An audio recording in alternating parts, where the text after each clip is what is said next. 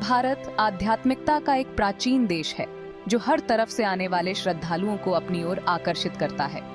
इसके अनेक पवित्र यात्राओं में चार धाम यात्रा श्रद्धा और भक्ति का प्रतीक है। यह यात्रा सिर्फ एक सफर नहीं है, यह एक बहुत ही पवित्र अनुभव है। यह श्रद्धालुओं को हिमालय के बिल्कुल केंद्र तक ले जाती है। चार पवित्र स्थलों पर बद्रीनाथ, केदारनाथ, गंगोत्री और यमुनोत्री। यह पवित्र स्थल ऊंची ऊंची चोटियों और पवित्र नदियों के बीच स्थित हैं, जिन्हें धार्मिक रूप से बहुत महत्व दिया जाता है। हर स्थल हिंदू देवताओं की दिव्य ऊर्जा से गूंजता है, जो श्रद्धालुओं को पवित्रता से जुड़ने का मौका देता है। यह यात्रा आशीर्वाद प्राप्त करने, आत्मा को शुद्ध करने और ईश्वर के करीब आने के बारे में है। चार धाम यात्रा श्रद्धा की स्थिर शक्ति का प्रमाण है। यह एक ऐसी यात्रा है जो सदियों से की जाती रही है। हर कदम भक्ति और पवित्र ज्ञान की खोज से भरा हुआ है। हिमालय, जिसे अक्सर देवताओं का निवास स्थान कहा जाता है, हिंदू पौराणिक कथाओं में एक विशेष स्थान रखता है। उन्हें जीवनदायिनी नदियों के स्रोत और शक्तिशाली देवताओं के निवास स्थान के रूप में पूजा जाता है। यहाँ इन प्रभावशाली पर्वतों के बीच चार धाम के चार पवित्र स्थान स्थित हैं। यात्रा खुद ही तीर्थयात्रा का एक अभिन्न अंग है। जैसे जैसे श्रद्धालु घुमावदार सड़कों पर यात्रा करते हैं और ऊंचे पहाड़ी रास्तों पर चढ़ते हैं, वे लुभावने परिदृश्यों का सामना करते हैं और विस्मय और आश्चर्य की भावना का अनुभव करते हैं। हवा कुरकुरी और स्वच्छ हो जाती है, अपने साथ चीड़ की गंध और बहती नदियों की आवाज ले जाती है। अपनी चुनौतियों और पारलौकिकता के क्षणों के साथ यात्रा आध्यात्मिक पथ के लिए एक रूपक बन जाती है। इन पवित्र स्थलों की ओर उठाया गया हर कदम आत्मा को शुद्ध करने और तीर्थयात्रियों को ईश्वर के करीब लाने वाला माना जाता है। कठिन यात्रा आध्यात्मिक पथ पर आवश्यक समर्पण और दृढ़ता की याद दिलाती है। यह एक ऐसी यात्रा है जो एक साथ आत्मा का उत्थान करते हुए शारीरिक सहनशक्ति की सीमाओं का परीक्षण करती है। चार धाम यात्रा का पहला पड़ाव है बद्रीनाथ, जो कि गढ़वाल हिमालय की गोद में बसा हुआ है। यह पवित्र शहर भगवान विष्णु को समर्पित है, जो कि ब्रह्मांड के पालनहार हैं। यहाँ के मुख्य मंदिर में भगवान विष्णु की एक काली पत्थर की प्रतिमा है, जिन्हें बद्री नारायण के नाम से पूजा जाता है। श्रद्धालु बद्रीनाथ में समृद्धि, खुशी और आध्यात्मिक वृद्धि से भरे जीवन के लिए आशीर्वाद प्राप्त करने आते हैं। वे प्रार्थना करते हैं, मंदिर के पास स्थित एक गर्म पानी के कुंड, तप्त कुंड में स्नान करते हैं और इस पवित्र स्थल में व्याप्त आध्यात्मिक ऊर्जा में भाग लेते हैं। बर्फ से ढकी चोटियों और अलकनंदा नदी से घिरे बद्रीनाथ की शांत सुंदरता गहन शांति और शांति का माहौल बनाती है।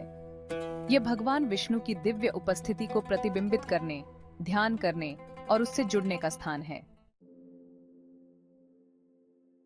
चार धाम यात्रा के अगले पड़ाव केदारनाथ की यात्रा अपने आप में एक अनुभव है।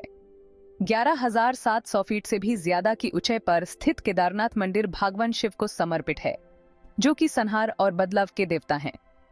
कहा जाता है कि यह मंदिर उस स्थान को दर्शाता है जहां भगवान शिव ने एक बैल के रूप में अपने आप को धरती में समा लिया था, अपनी कोहन को साधारण पर छोड़ दिया था, जिसे अब मंदिर के अंदर लिंगम के रूप में पूजा जाता है। श्रद्धालु भगवान शिव को श्रद्धांजलि देने और उनका आशीर्वाद लेने के लिए केदारनाथ की चुनौतीपूर्ण चढ़ाई करते हैं। हवा में मंत्रों और घंटियों की आवाज गूंज रही है, जो तीव्र भक्ति और आध्यात्मिकता की आभा पैदा कर रही है। अध्याय 5 गंगोत्री, गंगा की पवित्रता का स्रोत। गढ़वाल हिमालय के बीच बसा गंगोत्री पवित्र गंगा नदी का स्रोत है। यह पवित्र शहर हिंदुओं के लिए बहुत महत्वपूर्ण है, क्योंकि गंगा को हिंदू पौराणिक कथाओं में सबसे पवित्र नदी माना जाता है। ऐसा माना जाता है कि इसके पानी में डुबकी लगाने से जीवन भर के पाप धुल जाते हैं। गंगोत्री मंदिर देवी गंगा को समर्पित है, जहां तीर्थयात्री प्रार्थना करते हैं और गौमुख ग्लेशियर के विस्मयकारी दृश्य को देखते हैं, जिसे नदी का स्रोत माना जाता है।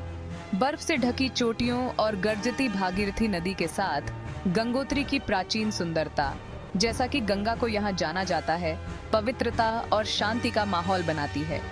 यह तन और मन को शुद्ध करने और गंगा की दिव्य ऊर्जा से जुड़ने का स्थान है।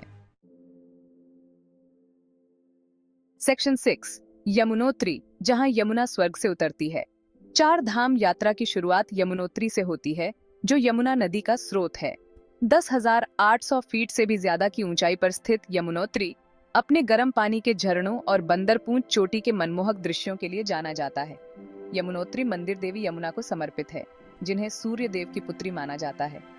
श्रद्धालु गर्म पानी के झरनों में डुबकी लगाते हैं, खासकर सूर्य कुंड में, जिसके बारे में माना जाता है कि इसमें औषधीय गुण हैं। वे मंदिर में प्रार्थना भी करते हैं, देवी यमुना से समृद्धि और आध्यात्मिक विकास से भरे जीवन का आशीर्वाद मांगते हैं। यमुनोत्री की यात्रा अपने आप में एक साहसिक कार्य है, जिसमें ट्रैकिंग मार्ग हिमालय के शानदार दृश्य प्रस्तुत करते हैं।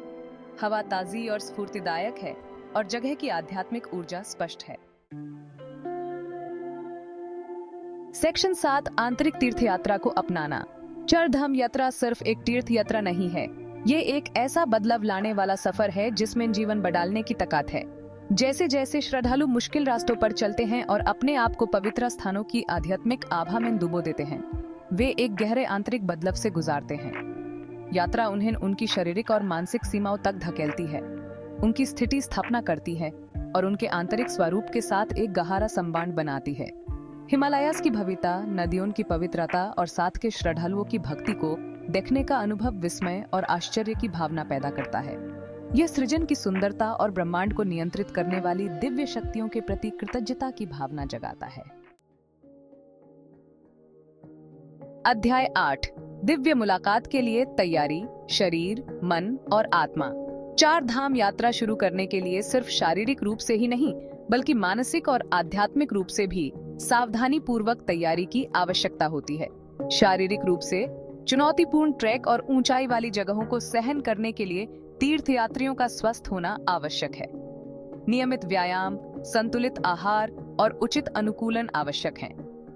अलग अलग मौसम की स्थिति के लिए उपयुक्त कपड़े और जूते पैक करना महत्वपूर्ण है।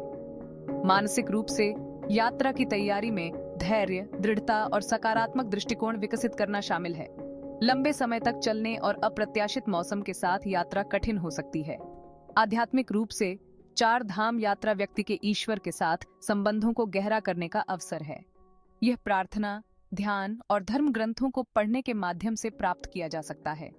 यह आत्म प्रतिबिंब, आत्मनिरीक्षण और नकारात्मक भावनाओं और आसक्तियों को दूर करने का भी समय है।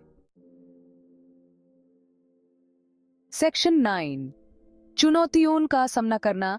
आपका विश्वास ही आपका मार्गदर्शन करेगा। चार धाम यात्रा बिना चुनौतियों के नहीं है। ऊंचाई वाली जगहें, अनुमानित मौसम और चुनौतीपूर्ण इलाके सबसे अनुभवी ट्रैकर्स की भी सीमाओं का परीक्षण कर सकते हैं। हालांकि अक्सर ये कहा जाता है कि यह यात्रा खुद ही विश्वास की परख है। मुश्किल के वक्त में ही श्रद्धालु अपनी आंतरिक ताकत पर निर्भर रहना सीखते हैं और अपने विश्वास में शांति ढूंढते हैं। साथ के श्रद्धालुओं का समर्थन और साथियों का साथ भी बाधाओं को पार करने में महत्वपूर्ण भूमिका निभाता है। यात्रा के दौरान आने वाली चुनौतियां विकास और आत्मा खोज के अवसर बन जाती हैं। वे लचीलान, दृढ़ संकल्प और विश्वास के महत्व के बारे में बहुमूल्य पथ पढ़ाते हैं। अध्याय 10, 4 धाम, जीवन भर की यात्रा। चार धाम यात्रा सिर्फ एक तीर्थ यात्रा नहीं है, यह जीवन भर की यात्रा है। यह एक ऐसा अनुभव है जो श्रद्धालुओं के घर लौटने के बाद भी उनके साथ रहता है, जीवन के प्रति उनके दृष्टिकोण को बदलता है और उनकी आध्यात्मिक समझ को और गहरा करता है। यात्रा भौतिक दुनिया के अनित्य प्रकृति और अपने आप से बढ़कर कुछ पाने के महत्व की याद दिलाती है। यह एक ऐसी तीर्थ यात्रा है जो व्यक्तियों को उनकी श्रद्धा, प्रकृति और उनके अपने आंतरिक स्वरूप से जोड़ती है। चार धाम यात्रा श्रद्धा की स्थिर शक्ति और अर्थ और उद्देश्य के लिए मानव आत्मा की खोज का प्रमाण है।